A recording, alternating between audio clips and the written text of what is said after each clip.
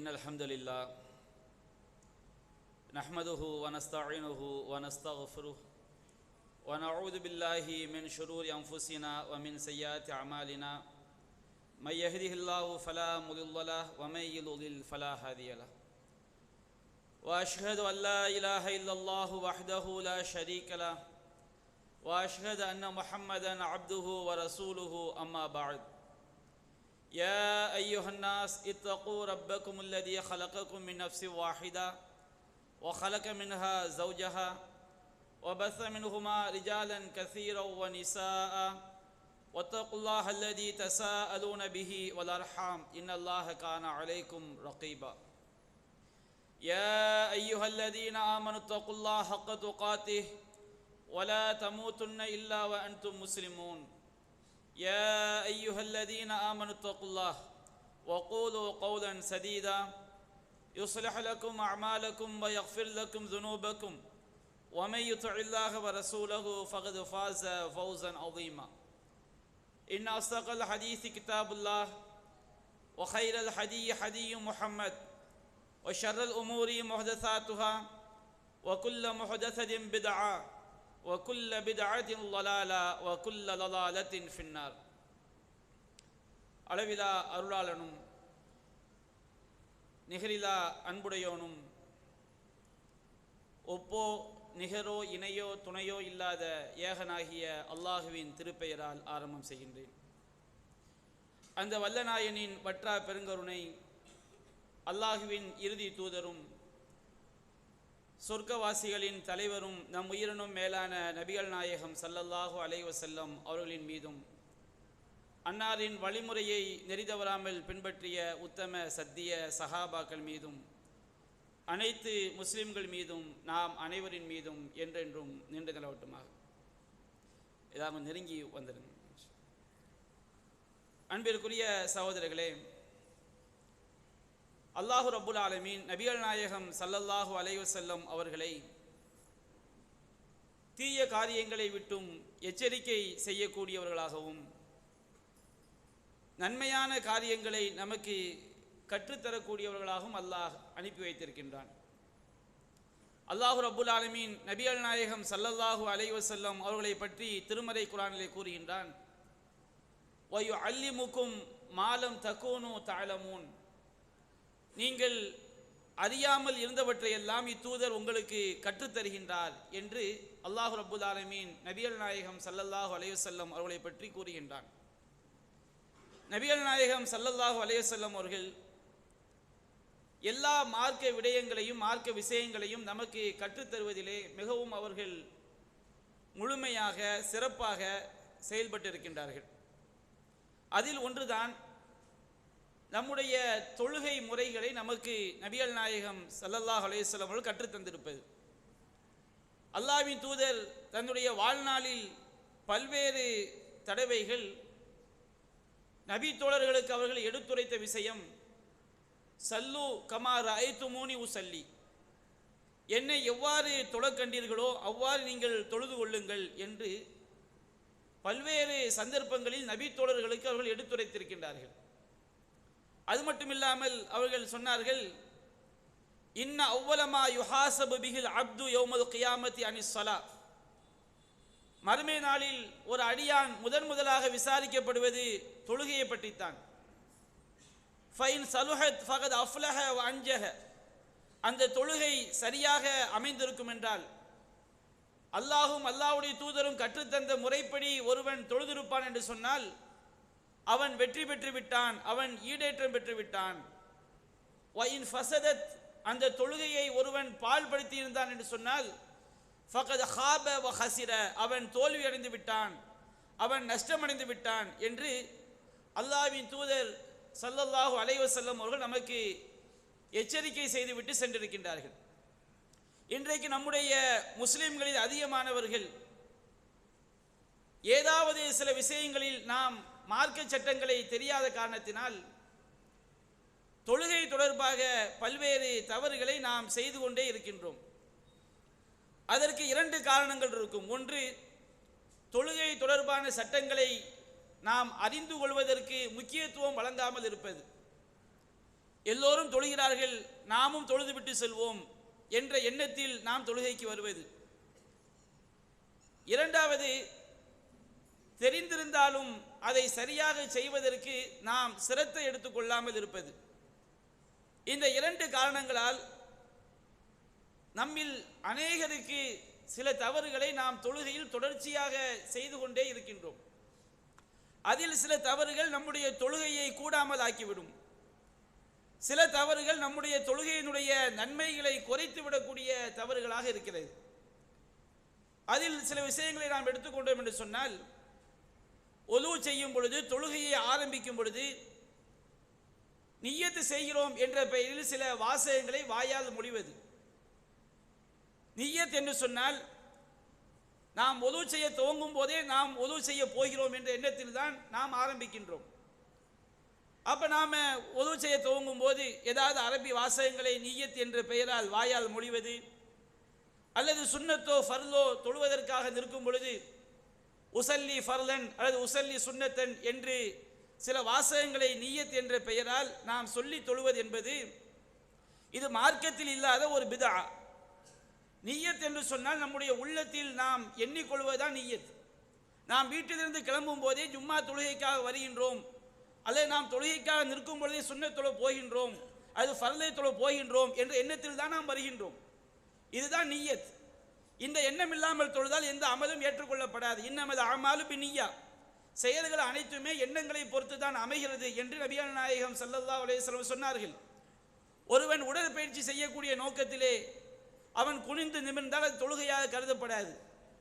ஒருவன் உடலில் உள்ள அழுக்குகளை நீக்குவோம் என்ற எண்ணத்திலே கைகால்களை கழுவினால் அது உதுவாக கருதப்படாது. நாம் உது செய்கிறோம் என்ற எண்ணத்திலே உது செய்தால்தான் அது உதுவாக ஆகும். அப்ப அதற்காக சில வாசகங்களை வாயால் மொழிவது என்பது அது நபிகள் நாயகம் ஸல்லல்லாஹு அலைஹி வஸல்லம் அவர்கள் நமக்கு சொல்லித்தராத ஒரு பிதா என்பதை நம்முடைய மனதில் நாம் நிறுத்திக் கொள்ள வேண்டும். அதுபோன்று சிலர் என்ன செய்வார்கள், முகத்தை கழுவும் பொழுது ஒரு துவாக்களை ஓதுவார்கள், கைகளை கழுவும் பொழுது ஒரு துவாக்களை ஓதுவார்கள், காதுகளை கழுவும் பொழுது ஒரு துவாக்களை ஓதுவார்கள். இவையெல்லாம் நபிகள் நாயகம் ஸல்லல்லாஹு அலைஹி வஸல்லம் அவர்கள் கற்றுத்தந்த முறையில் கிடையாது. ஒது செய்து முடித்த பிறகு அஷ்ஹது அல்லா இலாஹ இல்லல்லாஹ் வ அஷ்ஹது அன்ன முஹம்மதன் அப்துஹு வ ரசூலுஹு என்ற துவாவை நாம் ஓதினால் ஃபுதிஹத் லஹு அப்வாபுல் ஜன்னத்தி ஸமானியா, அவர்களுக்காக சொர்க்கத்துடைய 8 வாசல்களும் திறக்கப்படுகிறது என்று நபிகள் நாயகம் ஸல்லல்லாஹு அலைஹி வஸல்லம் அவர்கள் கற்றுத்தந்திருக்கின்றார்கள். இந்த ஹதீஸ் சஹீஹ் முஸ்லிமிலே பதிவு செய்யப்பட்டிருக்கிறது. ஒது செய்ய ஆரம்பிக்கும் பொழுது பிஸ்மில்லா என்று சொல்ல வேண்டும். ஒது செய்து முடித்த பிறகு ஒது செய்த துவாவை நாம் ஓத வேண்டும். இதுதான் ஒதுவினுடைய முறை. இதற்கு மாற்றமாக ஒவ்வொரு உறுப்புகளை கழுவும் பொழுதும் நாம் ஏதாவது துவாக்களை சிலர் ஓதிக்கொள்கிறார்கள். அது மார்க்கத்தில் இல்லாத ஒரு பிதா, ஒரு வழிகேடு, ஒரு அனாச்சாரம் என்பதை நாம் விளங்கிக் கொள்ள வேண்டும். அதுபோன்று ஒது செய்யக்கூடியவர்கள் நம்மில் அதிகமானவர்கள் உதுவை பரிபூர்ணமாக செய்கிறோமா என்பதை நாம் கவனத்தில் கொள்ள வேண்டும். சஹீஹ் முஸ்லிமிலே பதிவு செய்யப்பட்டிருக்கிறது. ஒரு தடவை நபிகள் நாயகம் ஸல்லல்லாஹு அலைஹி வஸல்லம் அவர்கள் மக்காவிலிருந்து மதீனாவை நோக்கி திரும்பிக் கொண்டிருக்கும் பொழுது வழியிலே சஹாபாக்கள் ஒரு நீர் தடாகத்தை பார்க்கிறார்கள். அசர் தொழுகைக்காக அந்த தடாகத்திலே உலு செய்வதற்காக நபி தோழர்கள் விரைந்து செல்கின்றார்கள். விரைந்து சென்று அவர்கள் உலு செய்துவிட்டு வரும் பொழுது சிலருடைய கால்களிலே, குதிங்கால்களிலே தண்ணீர் படாமல், சிறிதளவு தண்ணீர் படாமல் அந்த இடம் காய்ந்த பகுதியாக வெளியே தெரிகின்றது, தண்ணீர் படாத இடம். அப்பொழுது நபிகள் நாயகம் ஸல்லல்லாஹு அலைஹி வஸல்லம் அவர்கள் சொன்னார்கள், வைலுல் அகாபி மினன் நார் அஸ்பிகுல் உலு, குதிங்கால்களுக்கு நரகம் என்ற கேடு இருக்கிறது, நீங்கள் உதுவை பரிபூர்ணமாக செய்யுங்கள் என்று எச்சரிக்கை செய்தார்கள். நாம் உது செய்யும் பொழுது நம்முடைய முழங்கைகளுக்கு மேல் வரை முழுமையாக கழுவ வேண்டும். தோல் புஜம் வரை கழுவுவது சிறந்தது. முழங்கைகளுக்கு மேல் வரை கழுவ வேண்டும்.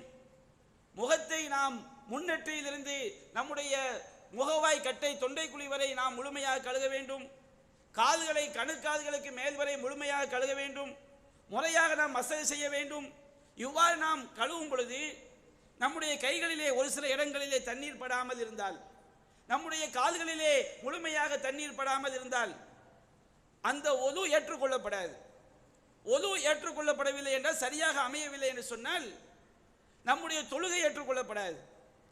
நம்முடைய தொழுகை, நாம் சிரத்தை எடுத்து தொழக்கூடிய தொழுகை வீணாகிவிடும் என்று சொன்னால் நாம் செல்லக்கூடிய இடம் நரகமாகிவிடும்.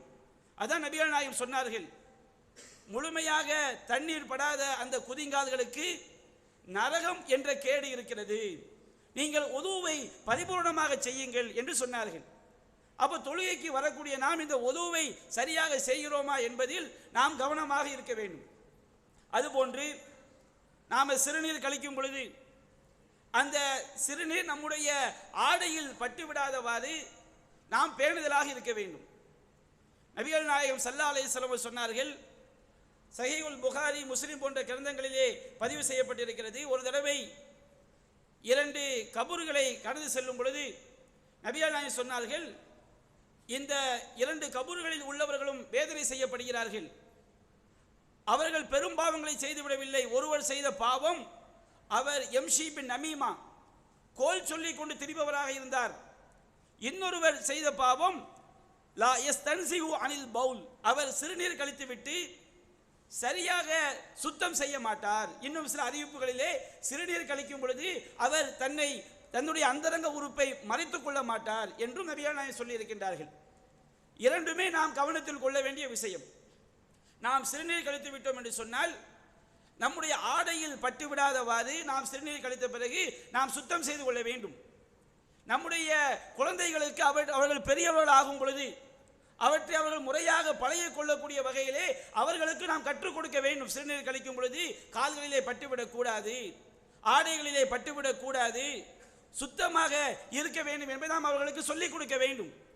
ஆனால் சிலர் இதில் மிகப்பெரிய வஸ்வாஸ் எனும் உள நோய்க்கு உள்ளாகி விடுகின்றார்கள். சிறுநீர் கழித்துவிட்டு ஏதாவது சிறுநீர் வந்து விடுமோ என்ற எண்ணத்திலே பல நிமிடங்கள் அப்படியே உலாத்தி கொண்டிருப்பது, அதற்காக மிகவும் சிரமப்படுவது, திரும்ப திரும்ப அவர்கள் கழுவி கொண்டே இருப்பது, இந்த வஸ்வாசை விட்டு நாம் விலகிக் கொள்ள வேண்டும். நாம் சிறுநீர் கழித்து விட்டோம் என்று சொன்னால் நம்முடைய அந்தரங்க உறுப்பை சுத்தம் செய்து விட்டால் அது தூய்மையாகிவிட்டது, அவ்வளவுதான். அதற்காக நாம் அதில் உள நோயாக அப்படியே மாறிவிடக் கூடாது. அதிலும் நாம் கவனமாக இருந்து கொள்ள வேண்டும்.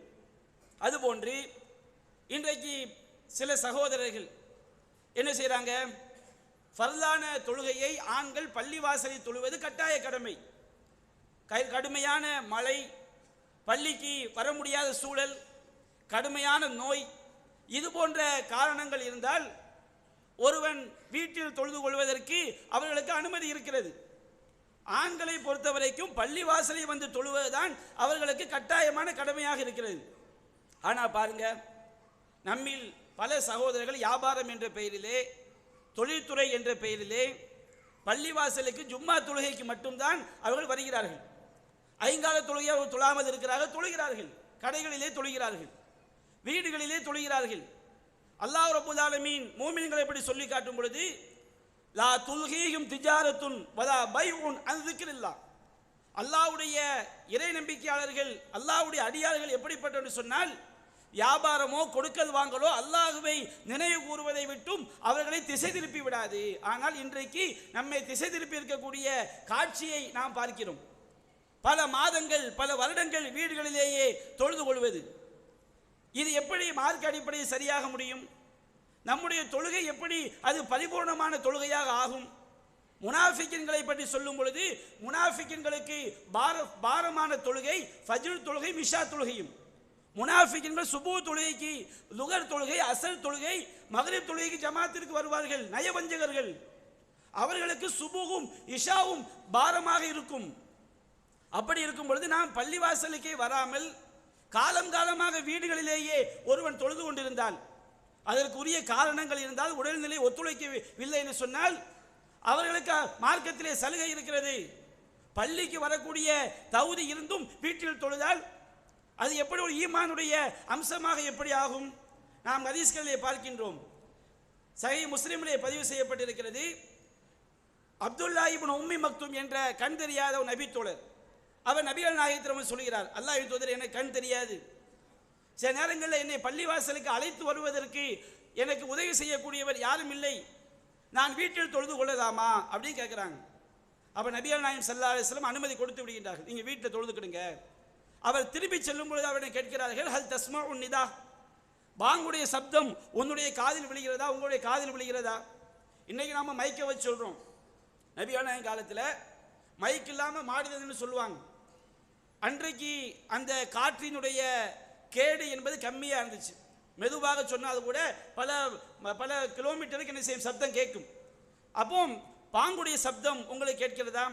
ஆமாம் கேட்குதுன்னு சொன்னவுடனே நபியான சொன்னார்கள், அஜீப், நீ பதிலளி, தொழுகைக்கு வந்தாக வேண்டும். கண் தெரியாத ஒரு நபி தோழருக்கு நபிகள் நாயகம் சொன்ன சட்டம் என்ன? அழைத்து ஓடுவதற்கு ஆள் இல்லை, பாங்குடைய சப்தம் உன்னுடைய காதில் விழுந்தால் நீ தொழுகைக்கு வந்தாக வேண்டும். அப்படி என்றால் எதையாவது பிடித்து கொண்டாவது வந்தாக வேண்டும். அப்ப அந்த கண் தெரியாத இப்னு உம்மி மக்துமை விட நம்முடைய நிலை கேடாகி விட்டதா என்பதை நாம் சற்று சிந்தித்து பார்க்க வேண்டும். அதுபோன்று நாம் தொழுகைக்கு வர்றோம். தொழுகைக்கு வரும் பொழுது இகாமத் சொல்லிவிட்டான்னு சொன்னால் ஓடோடி வரக்கூடிய மக்களை நாம் பார்க்கிறோம். அப்படி நாம் செய்யக்கூடாது. இந்த தவறை பலரும் நாம் செய்கிறோம். நபிகள் நாயகம் ஸல்லல்லாஹு அலைஹி வஸல்லம் சொன்னார்கள், சஹீஹுல் புகாரியிலே பதிவு செய்யப்பட்டிருக்கிறது, தொழுகைக்காக இகாமத் சொல்லப்பட்டு விட்டால் நீங்கள் விரைந்து வராதீர்கள். ஓடி வரதை விடுங்க, வேகமாக வருவோம் பாருங்க, அந்த மாதிரி மூச்சிறைக்க விரைந்து வராதீர்கள். வதுஹா வ அலைக்கும் சக்கீனா, நீங்கள் நிம்மதியாக வாருங்கள், உங்கள் மீது அமைதி இருக்கக்கூடிய நிலையில் நீங்கள் வாருங்கள். ஃபமா அதிரக்தும் ஃபஸல்லு வமா ஃபாத்தக்கும் ஃபத்திமு, எது அடைந்தீர்களோ அதை தொழுது கொள்ளுங்கள், எது தவறியதோ அதை நீங்கள் முழுமைப்படுத்திக் கொள்ளுங்கள். நபிகள் நாயகம் சொன்ன வாசகத்தை கவனிக்க வேண்டும். கிடைத்ததை தொழுங்கள் நபிகள் நாயகம் சொல்றாங்க. இகாமத் சொல்லப்பட்டு விட்டால் ஓடி வரக்கூடாது. அதுபோன்று சிலர் நாம் என்ன செய்வோம், இமாம் சுஜூதில் இருப்பாரா, அவர் எழுந்து வர்ற வரை நின்றுக்கிட்டே இருப்போம். இது தப்பு, இவ்வாறு செய்வது பாவம். இமாம் சுஜூதில் இருக்கும் பொழுது நாம் அதை தொழ முடியும் என்றால் சுஜூதில் சேர்ந்து விட வேண்டும். ருக்குவில் இருக்கும் நாம் வருகிறோம் என்று சொன்னால் ருக்குவில் சேர்ந்து விட வேண்டும்.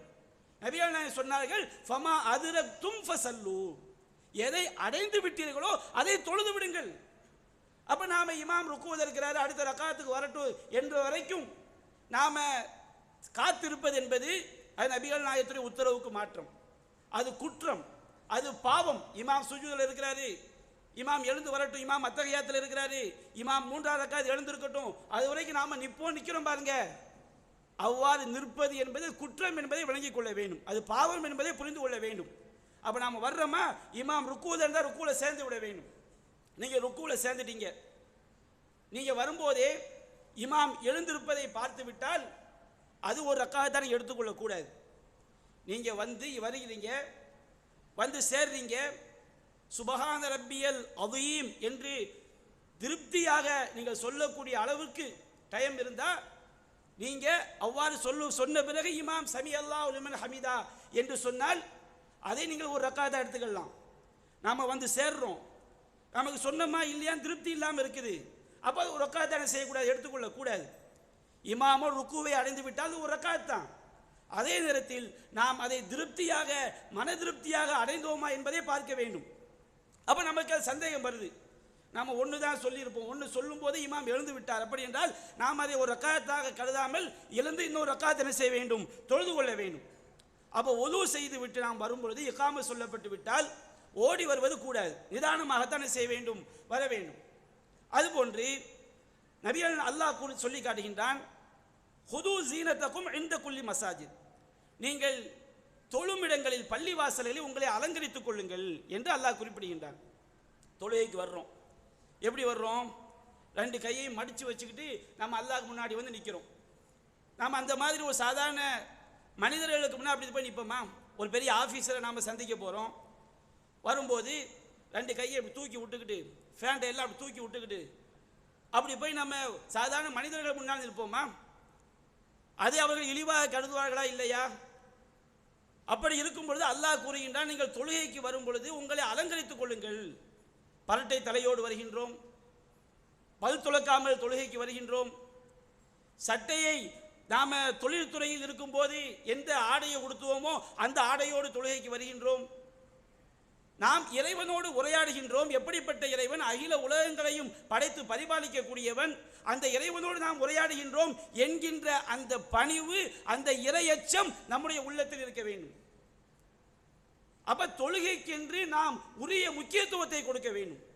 ஹுது ஜீனத்தக்கும் இன்த குல்லி மஸ்ஜித், நீங்கள் ஒவ்வொரு தொழுமிடங்களிலும் உங்களை அலங்கரித்துக் கொள்ளுங்கள். தலையை பரட்டையா போட்டு வரக்கூடாது, ஆடைகளை சரியாக பேணாமல் நாம் தொழுகைக்கு வரக்கூடாது.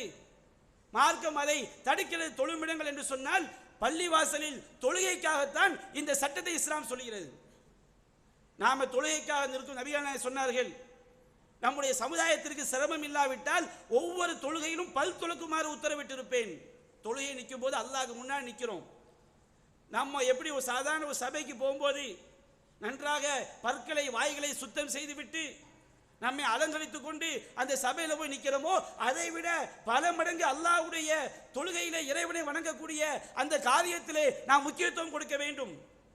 நபிகள் நான் சிரமமாகிவிடும் என்பதால் தான் நமக்கு பல் துலக்குமாறு உத்தரவிடவில்லை. இல்லை என்றால் ஒவ்வொரு தொழுகைக்காகவும் உதுவு செய்வதற்கு முன்பாக நாம் பல் துலக்கிக் கொள்ள வேண்டும்.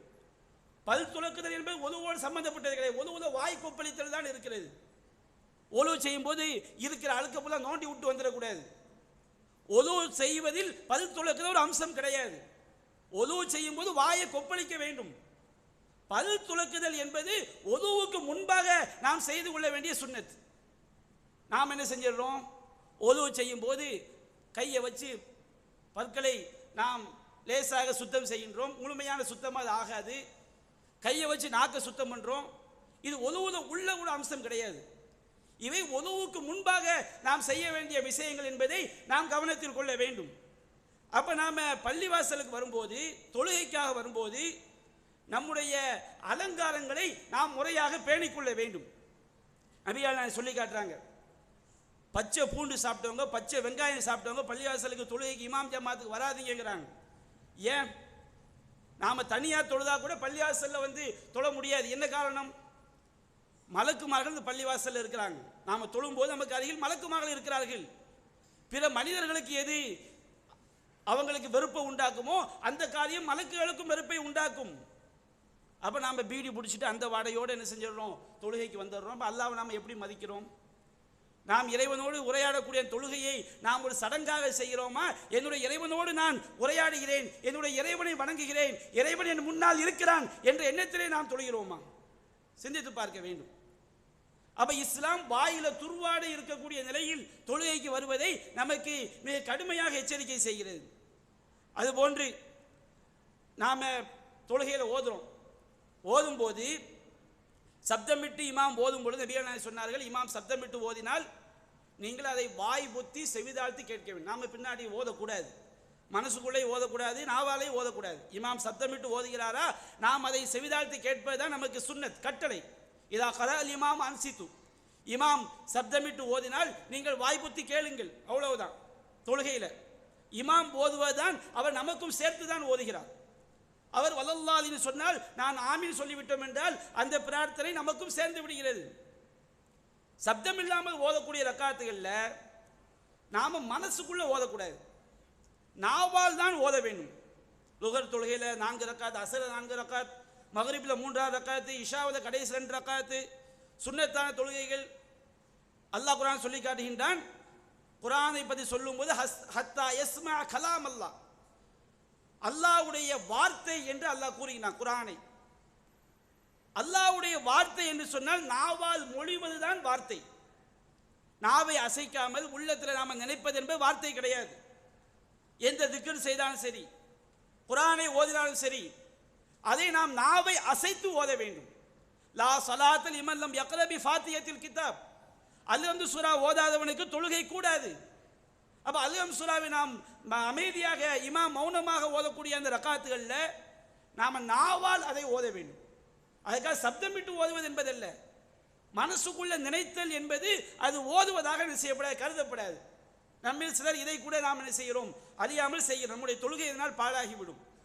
அதுபோன்று தொழுகையில 4 இடங்கள்ல நபிகள் நாயகம் ஸல்லல்லாஹு அலைஹி வஸல்லம் அவர்கள் தன்னுடைய தோல் புஜத்துக்கு நிகராக அல்லது காது சோனைக்கு நிகராக, தோல் புஜத்தை தொடுவதல்ல, காது சோனையை தொடுவதல்ல, தோல் புஜத்துக்கு நேராக காது சோனைக்கு நேராக கைகளை அவர்கள் உயர்த்தி இருக்கின்றார்கள். எப்பொழுதெல்லாம் உயர்த்தி இருக்கின்றார்கள்? நபிகள் நாயகம் இப்படி உயர்த்தினார்கள் என்று 70க்கும் அதிகமான நபி தோழர்கள் அறிவிக்கிறார்கள். இதுக்கு தான் அறிவிப்பாளர் தொடர் ஜாஸ்தி. எந்த ஹதீஸ் எடுத்துக்கிட்டாலும் ஒரு நபி தொழ 2 நபி தொழ சொல்லுவாங்க. நபிகள் நாயகம் இப்படி செய்தார்கள் என்று 70க்கும் அதிகமான நபி தோழர்கள். நபிகள் நாயகம் தொழுகை ஆரம்பிக்கும் போது கை என்ன செய்வாங்க, தோல் புஜத்துக்கு நேராக அல்லது காது சோனைக்கு நேராக 2க்கும் மத்தியில் உயர்த்தி அல்லாஹ் அக்பர் உயர்த்தி கை என்ன செய்வார்கள், அவர்கள் தங்கள் நெஞ்சின் மீது கட்டிக்கொள்வார்கள், வைத்துக் கொள்வார்கள். ருக்குவுக்கு செல்லும் போது கைகளை உயர்த்தி ருக்குவுக்கு செல்ல வேண்டும். ருக்குவிலிருந்து சமி அல்லாஹு லிமன் ஹமிதா என்று சொல்லும் போது கைகளை உயர்த்தி கீழே போட வேண்டும். 2வது ரக்காத்திலிருந்து 3வது ரக்காத்திற்கு எழுந்திருக்கும் போது 1லிருந்து 2க்கு அல்ல, 2லிருந்து எந்த தொழுகையாக இருந்தாலும் 2லிருந்து 3க்கு எழுந்திருக்கும் பொழுது நபிகள் நாயகம் செய்வார்கள், கைகளை உயர்த்தி அதை நெஞ்சின் மீது கட்டிக்கொள்வார்கள். இரஃபூல் எதைன் என்று சொல்வார்கள். நிறைய பேர் நாம் அதை செய்கிறது கிடையாது. தொழுகைக்கு வர்றோம் அப்படி இப்படி குதிரை வாதம் ஆடிக்கிற மாதிரி இப்படி கையை கட்டிக்கிறோம். இது நபிகள் நாயகம் சொல்லி தந்த முறை கிடையாது. நபிகள் நாயகம் ஸல்லல்லாஹு அலைஹி வஸல்லம் சல்லு கமா ரஅய்துமுனி உஸல்லி, என்னை எவ்வாறு தொழுக கண்டீர்களோ அவ்வாறு தொழுங்கள் சொன்னாங்க. அப்போ தொழுகையை ஆரம்பிக்கும் பொழுது நம்முடைய தோல் புஜத்திற்கு நேராக கைகளை உயர்த்தி நாம் உயர்த்தி தான் கைகளை கட்ட வேண்டும். ருக்குவுக்கு செல்லும் பொழுது கைகளை உயர்த்தித்தான் ருக்குவிற்கு செல்ல வேண்டும். ருக்குவிலிருந்து எழுந்திருக்கும் பொழுது கைகளை உயர்த்தித்தான் ருக்குவிலிருந்து நாம் எழுந்திருக்க வேண்டும். சுஜூதுக்கு செல்லும் போது கையை உயர்த்தக்கூடாது. 1லிருந்து 2வது ரக்காத்தில் எழுந்திருக்கும் போது கையை உயர்த்தக்கூடாது. 2லிருந்து 3வது நாம் எழுந்திருக்கும் பொழுது கைகளை உயர்த்தி கொள்ள வேண்டும். இந்த 4 இடங்களும் நபிகள் நாயகம் ஸல்லல்லாஹு அலைஹி வஸல்லம் அவர்கள் வாழ்நாள் முழுவதும் கைகளை உயர்த்தி தொழுத இடங்கள். இன்றைக்கு நம்மில் பலர் அதை பேணுவது கிடையாது. சமி அல்லாஹு லிமன் ஹமிதா சொல்லும் போது இப்படி கையை தூக்கி போடக்கூடிய மக்களை பார்க்கிறோம். இது நபி வழி கிடையாது. சமி அல்லாஹு லிமன் ஹமிதா என்னும் போது இப்படித்தான் கைகளை உயர்த்த வேண்டும். அப்போ கைகளை இப்படி துவா செய்வது போன்று உயர்த்துவது என்பது அது தொழுகையில் இல்லாத ஒரு அம்சம். நபிகள் நாயகம் இவ்வாறு செய்யவில்லை. இன்றைக்கு பல மக்கள் அதை நாம் அறியாத காரணத்தினால் செய்வதை பார்க்கின்றோம். அதே போல் தொழுகைக்கு நிற்கிறோமா, தொழுகைக்கு நிற்கும் பொழுது நம்முடைய எண்ணங்களை அலைபாய விடக்கூடாது, நம்முடைய பார்வைகளை திருப்பக்கூடாது. நபிகள் நாயகம் ஸல்லல்லாஹு அலைஹி சொல்றாங்க, ஜக்கரியா அலைஹிஸ்ஸலாம் தன்னுடைய மக்களுக்கு 5 போதனைகளை செய்தார்கள். அதுல ஒரு போதனை என்ன தெரியுமா, நபிகள் நாயகம் சொல்லி காட்டுறாங்க. ஜக்கரியா நபி சொன்ன போதனை சஹீஹ் திர்மிதியிலே பதிவு செய்யப்பட்டிருக்கிறது. நீங்கள் தொழுகையில் நிற்கும் பொழுது அல்லாஹ் ரப்புல் ஆலமீன் உங்களுக்கு உத்தரவிட்டிருக்கிறான், ஃபலா தல்தஃபித்து, உங்களுடைய பார்வைகளை திருப்பாதீர்கள். தொழுகைக்கு நின்றோமா மேலே பார்க்கறது, இங்கே பார்க்கறது, இங்கே பார்க்கறது, கீழே பார்க்கறது. சில நேரங்களில் நமக்கு முன்பாக பார்ப்பதற்கு அனுமதிக்கப்பட்டிருக்கிறது. இமாமை பார்த்துக்கலாம், முன்னாடி உள்ள ஒரு ஆளை பார்த்தா நமக்கு அது மார்க்கத்தில் அனுமதி இருக்கிறது. நமக்கு அல்லதீன ஃபீ ஸலாத்திஹிம் ஹாஷிஊன், அவர்கள் தொழுகையில் பணிவுடன் இருப்பார்கள். பணிவு என்று சொன்னால் நாம் சுஜூத் செய்யக்கூடிய இடத்தை பார்ப்பதுதான் பணிவு. அப்ப நாம தொழுகையில் நிற்கிறோமா, நம்முடைய பார்வைகளை நாம் திருப்பக்கூடாது, நாம் தேவையற்ற விஷயங்களை பார்க்க கூடாது. அல்லாஹ் சொல்கிறான், ஜக்கரியா அலைஹிஸ்ஸலாம் சொன்னார்கள், ஃபஇன்னல்லாஹ யன்சிபு வஜ்ஹஹு லிவஜ்ஹில் அப்த், அல்லாஹ் நாம் தொழுகையில் நிற்கும் போது அடியானுடைய முகத்துக்கு நேராக தன்னுடைய முகத்தை அல்லாஹ் வைக்கின்றான். மாலம் எல்தஃபித், நாம் தொழுகை நிற்கும் போது நாம் திரும்பாத காலமெல்லாம் அல்லாஹ் ரப்புல் ஆலமீன் நம்முடைய முகத்துக்கு நேராக அவனுடைய முகத்தை வைக்கிறான். எவ்வளவு பெரிய பாக்கியம் யோசித்து பாருங்க. நம்மெல்லாம் சாதாரண அற்பமான அடிமைகள். நாம அந்த அற்பமான ஒரு அடிமைகளாகிய நம்மை எவ்வளவு பெரிய ரப்புல் ஆலமீன் அவனுடைய முகத்தை வைத்து நம்மை பார்க்கிறான் என்று சொன்னால் எவ்வளவு பெரிய பாக்கியம். அந்த பாக்கியத்தை நாம் இழந்துவிட முடியுமா, இழந்துவிட நினைக்கலாமா? அப்ப நபிகள் நாயகம் சொல்றாங்க, ஜக்கரியா நபி சொன்னதை நீங்க தொழுகையில் நிற்கும் போது அல்லாஹ் நம்முடைய முகத்துக்கு நேராக அவனுடைய முகத்தை வைக்கின்றான். எனவே நீங்கள் முகத்தை திருப்பாதவரை, பார்வைகளை அலைபாய விடாதவரை அல்லாஹ் உங்களை பார்த்து கொண்டே இருக்கிறான். நாம பார்வையை அலைபாய விட்டோம் என்று சொன்னால் அல்லாஹ் தன்னுடைய முகத்தை திருப்பிக் கொள்கிறான். அவ்வளவு, அவனுக்கு அது தேவை கிடையாது. நபிகள் நாயகம் சொன்னாங்க, நீங்க தொழுகையில் நிற்கும் போது நீங்கள் அல்லாஹ்வோடு உரையாடுகிறீர்கள். தொழுகை நாம நிற்கிறோம். அந்த காலத்தில் மண் தரையில் தொழுதார்கள். சிறுநீர், அதாவது சளி வந்தால் காலுக்கு கீழே உமிழ்ந்து கொள்ளலாம். வலதுபுறமா துப்ப முடியாது, இடதுபுறமா துப்ப முடியாது. அல்லது நம்ம கைக்குட்டையை வச்சு எடுத்துக்கொள்ளலாம், சட்டையில் எடுத்துக்கொள்ளலாம். தொழுகை முடிஞ்சவனை சுத்தப்படுத்திக் கொள்ளலாம். அதே நேரத்தில் நபிகள் நாயகம் சொன்னாங்க, நீங்கள் தொழுகையில் நிற்கும் போது கிபிலாவை முன்னோக்கி உமிழ்ந்து விடாதீர்கள். ஏன்னு சொன்னால் நீங்கள் தொழுகையில் நிற்கும் போது அல்லாஹ்வோடு உரையாடி கொண்டிருக்கின்றீர்கள். நாம் கிபிலாவை முன்னோக்கி உமிழ்வது யாரை நோக்கி உமிழ்ற மாதிரி ஆயிரும், அல்லாஹ்வை நோக்கி உமிழ்வதை போல். நம்ம அல்லாஹ்வை நோக்கி உமிழல, அந்த பாவம் அவ்வளவு பெரிய பாவம். கிபிலாவை முன்னோக்கி நாம் உமிழக்கூடாதுன்னு செஞ்சாங்க, சொல்லி காட்டினார்கள். அதுபோல் நபிகள் நாயகம் சொன்னார்கள், தொழுகையில் ஒரு தடவை திரும்பி பார்க்குறான். அதை பற்றி சொல்லும்போது நபிகள் நாயகம் இஹ்திலாசுன் யஹ்தலிசு ஷைத்தான் மின் ஸலாத்தி அப்தி, அடியானுடைய தொழுகையிலிருந்து ஷைத்தான் அபகரிக்கக்கூடிய விஷயம். நம்ம தொழுகை அவன் நாசமாக்கிறான். சம்பாதிச்சு 100 ரூபா சம்பாதிக்கிறோம், எவனா ஒரு திருட அபகரிச்சுட்டு போயிட்டாங்க வச்சுக்கிட்டு நம்ம உழைப்பு எல்லாம் வேஸ்ட்டு தானே. அப்போ நம்ம தொழுகையில் திரும்பி பார்க்குறோம், மேலே பார்க்குறோம், கீழே பார்க்குறோம், இப்படி பார்க்குறோம். அப்படி பார்த்தோம் சிலர் அப்படி செய்கிறார்கள். அப்படி நாம் செய்யும் போது நம்முடைய உழைப்பு வேஸ்ட்டு. ஷைத்தான் அதை கொள்ளடிச்சுட்டு போயிடுறான், அபகரித்து கொண்டு சென்று விடுகிறான். அவ்வாறு செய்யாதீர்கள் என்று நபிகள் நாயகம் சொன்னார்கள். அதுபோல் இன்னொரு செய்திகளை பார்க்கிறோம். நபிகள் நாயகம் சொன்னார்கள், தொழுகையில் நிற்கும் பொழுது தங்களுடைய பார்வைகளை சிலர் வானத்தை நோக்கி உயர்த்துகிறார்கள். அவர் அதை விட்டும் விலையை கொள்ளட்டும், இல்லை என்று சொன்னால் அபுசாருஹும், அவருடைய பார்வைகள் பறிக்கப்படட்டும் என்று நபிகள் நாயகம் சொன்னார்கள். அந்த அளவுக்கு கோபத்தை காட்டுறாங்க. தொழுகையை நாம் நிற்கும் போது மேலே பார்க்கிறது, இந்த மாதிரி காரியம் செய்யக்கூடாது. அல்லாஹ்வை நாம் இறைவனை வணங்குகிறோம் என்கின்ற பணிவு உள்ளச்சம் தொழுகையில் நமக்கு இருக்க வேண்டும். அதுபோன்று தொழுகையில் இமாமை முந்தி கொண்டு செல்வது கூடாது. நாம் பார்க்குறோம், இமாம் அல்லாஹு அக் அக் அப்படி வர்றதுக்குள்ளே என்ன செய்வாங்க, வேகமாக ருக்குவில் குனிஞ்சிடுறது. சமி அல்லாஹு லிமன் ஹமிதா சொல்றதுக்குள்ளே என்ன செஞ்சிடுறது, நிமிர்ந்து விடுவது. இமாம் அல்லாஹ் அப்படி சொல்றதுக்குள்ள வேகமாக அவருக்கு முன்னாடி சுஜூதுக்கு போய் விடுவது. இது எல்லாம் நம்முடைய தொழுகையை முழுமையற்ற தொழுகையாக்கிவிடும், நன்மைகள் இல்லாத தொழுகையாக ஆக்கிவிடும். நபிகள் நாயகம் ஸல்லல்லாஹு அலைஹி சொன்னார்கள், நீங்கள் தொழும் பொழுது சஹாபாக்கள் ஐயுஹன் நாஸ் இன்னி இமாமுக்கும் ஃபலா தஸ்பிகூனி பிர்ருகூஇ வலா பிஸ்ஸுஜூதி, நான் உங்களுடைய இமாம், ருக்கு செய்யும் போதோ சுஜூத் செய்யும் போதோ என்னை நீங்கள் முந்தி விடாதீர்கள். அதுபோன்று சுஜூதிலிருந்து எழுந்திருக்கும் பொழுதும் என்ன நீங்கள் முந்தி விடாதீர்கள். இன்னொரு செய்தியில் சொன்னாங்க, அமா யக்ஷா அஹதுக்கும், உங்களை ஒரு அஞ்சிக் கொள்ள வேண்டாமா, யார் இமாமுக்கு முன்பாக தலையை உயர்த்துகிறாரோ அவருடைய தலையை, அவருடைய வடிவத்தை கழுதையினுடைய வடிவத்தை போன்று அல்லாஹ் மாற்றி விடுவதை அவர் அஞ்சிக் கொள்ள வேண்டாமா. அப்போ நாம இமாம் அல்லாஹ் அக்பர் ருக்குவுக்கு போன பிறகு நாம் ருக்குவுக்கு போகணும். சமி அல்லாஹ் லிமன் ஹமிதான் இமாம் எழுந்த பிறகு நாம் எழுந்திருக்க வேண்டும், ரப்பனா லக்கல் ஹம்துன்னு எழுந்திருக்க வேண்டும்.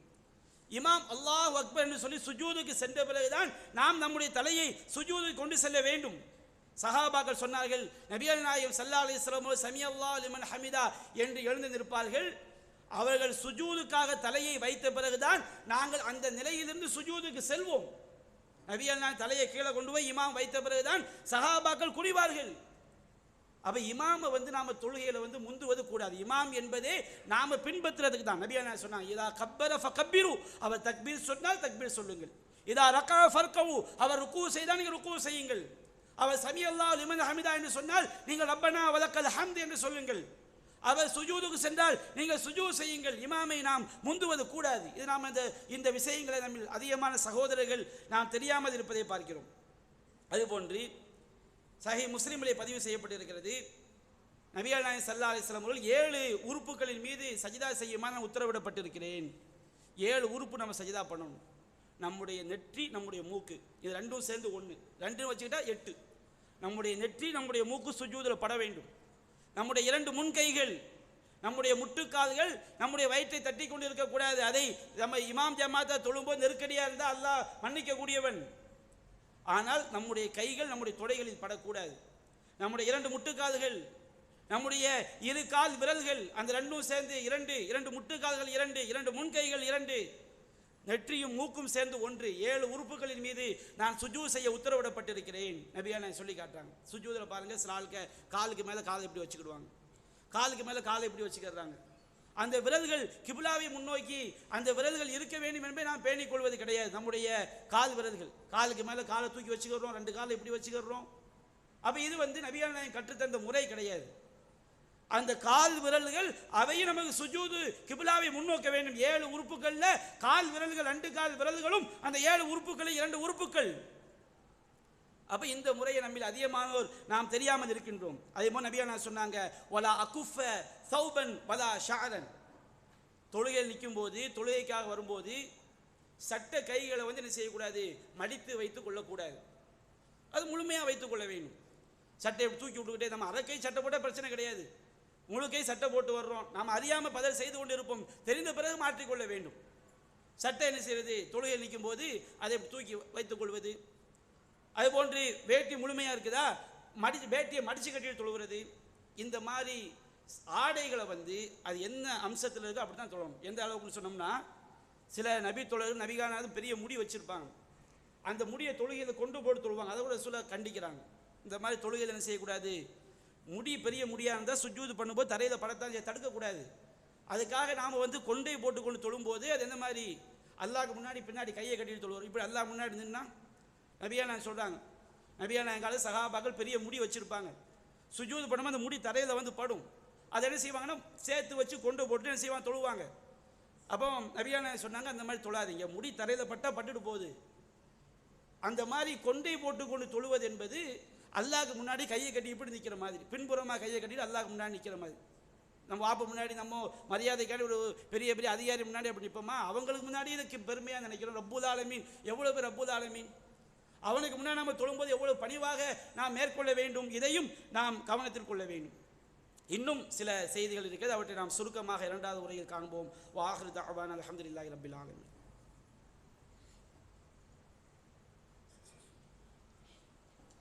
அல்ஹம்துலில்லாஹி ரப்பில் ஆலமீன். அன்பிற்குரிய சகோதரர்களே, நாம் தொழுகை முறையில் மிகவும் கவனிக்க வேண்டிய விஷயம் வரிசைகளை நாம் சீராக ஆக்குவது. ரொம்ப ஒரு கவலையான விஷயம். அதிகமான ஆண்கள் பெண்கள் இதுக்கு வந்து முக்கியத்துவம் கொடுப்பதே கிடையாது. எந்த அளவுக்குனா, பெண்கள் சைடில் வந்து ரிசர்வ் பண்ணி வைக்கிறாங்க.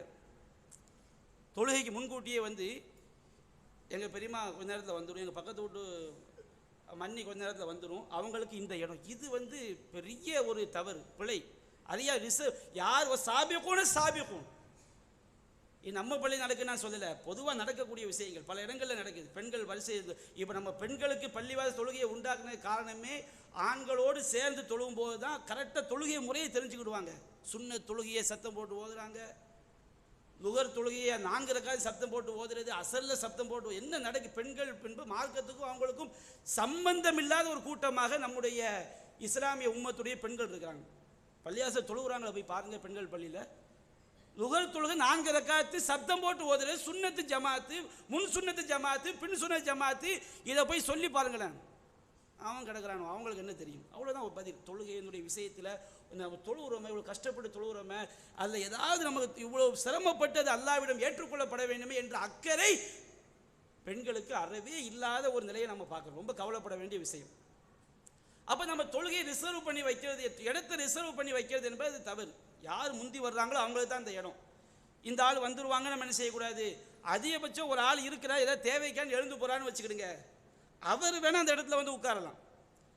அது இல்லாமல் நாம் வந்து இடத்த ஒரு ஆளுக்கு ரிசர்வ் பண்ணி வைக்கிறது என்பது அது மார்க்கத்தில் இல்லாத, குரானுக்கு எதிரான ஒரு தவறான ஒரு சட்டம். அது நாம் அதை செய்யவே கூடாது.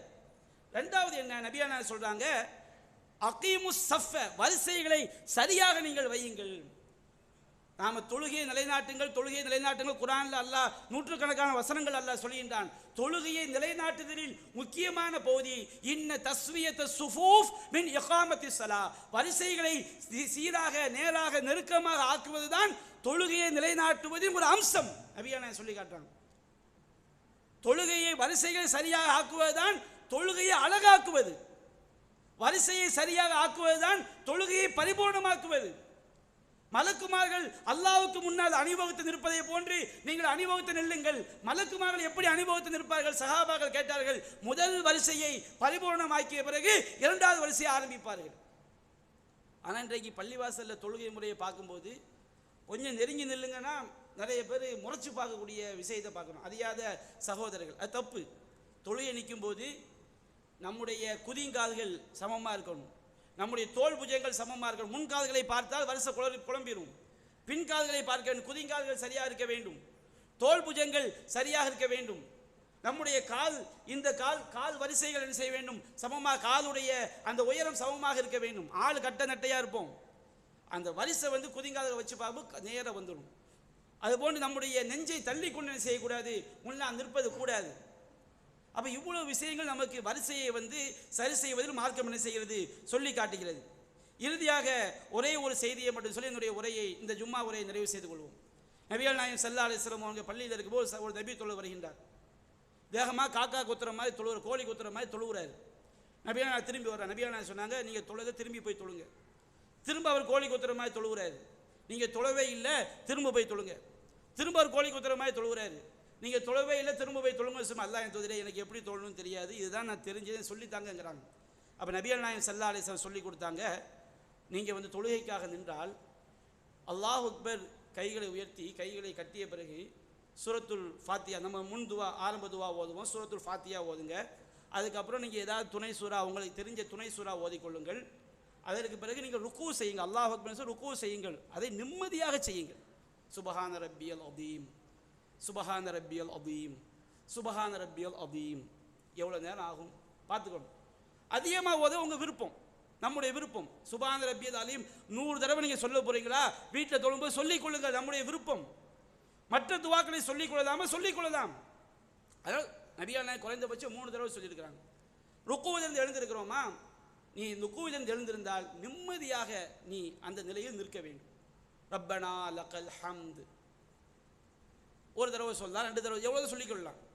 ரப்பனா லக்கல் ஹம்து மில் அஸ்ஸமாவாத்தி வ மில் அல்-அர்தி வ மில் மா பைனஹுமா மில் மா ஷி'த மின் ஷைஇன் பஅதஹு அலா ஸனாயில் மஜ்தி ஹக்கு மா கதல் அப்த் வ குல்லுனா லக அப்துன் அல்லாஹும்ம லா மானிய லிமா அதைத் வ லா முஅத்தி லிமா மனஅத் வ லா யன்ஃபஉ தல் ஜத்தி மின்கல் ஜத். நபிகள் நாயகம் சொன்ன வாசகம் சமி அல்லாஹ் லிமன் ஹமிதா. அவ்வளவு நேரம் ரசூலா நின்று இருக்காங்க. நீ சுஜூது செய்கிறாயா, நிம்மதியாக சுஜூது செய். சுஜூதில் எழுந்திருக்கின்றாயா, நிம்மதியாக உட்கார். ருக்குவிலிருந்து எழுந்து பாதி முதுக கூட நிமித்தாமல் சுஜூதில் போய் விழுந்துடக்கூடாது. நபிகள் ஒவ்வொரு அமர்வையும் நமக்கு நிதானமாக செய்ய தெரிகிறார்கள். வேகமாக வந்து நம்ம இகாமத்துக்கு 1 நிமிஷம் கிடக்கும்போது நம்ம தொழுகிறோம், அது கோழி கொத்துற மாதிரி தொழுகிறோம். இந்த கோழி கொத்துற மாதிரி தொழுகிறதுக்கும் நிறுத்தி நிதானமாக செய்கிறது எவ்வளோ வித்தியாசம் வந்துடும். 1 நிமிஷம் 2 நிமிஷம் வேகமாக தொழுகிறாங்களா இல்லையா? இவங்க தொழுகிற தொழுகைக்கும் நிறுத்தி நிதானமாக தொழுகக்கூடிய தொழுகைக்கும் எவ்வளோ நேரம் வித்தியாசம் வந்துட போகுது. 1 நிமிஷம் கூட போ, 2 நிமிஷம் கூட போ, அவ்வளோ பெரிய அளவு அரை மணி நேரம் 1 மணி நேரம் வித்தியாசம் வரப்போவது கிடையாது. அப்போ தொழுகையை வந்து நாம் நிறுத்தி நிதானமாக செய்ய வேண்டும். அல்லாஹ் ரப்புல் ஆலமீன் நபிகள் நாயகம் எப்படி நம்ம கற்றுத்தந்தார்களோ அப்படி தொழக்கூடிய நன்மக்களாக நம்ம அனைவரையும் ஆய்க்கால் புரிவானாக. வாஹிரு தஅவானா அல்ஹம்துலில்லாஹி ரப்பில் ஆலமீன். அஸ்ஸலாமு அலைக்கும் வரஹ்மத்துல்லாஹி வபரகாத்துஹு.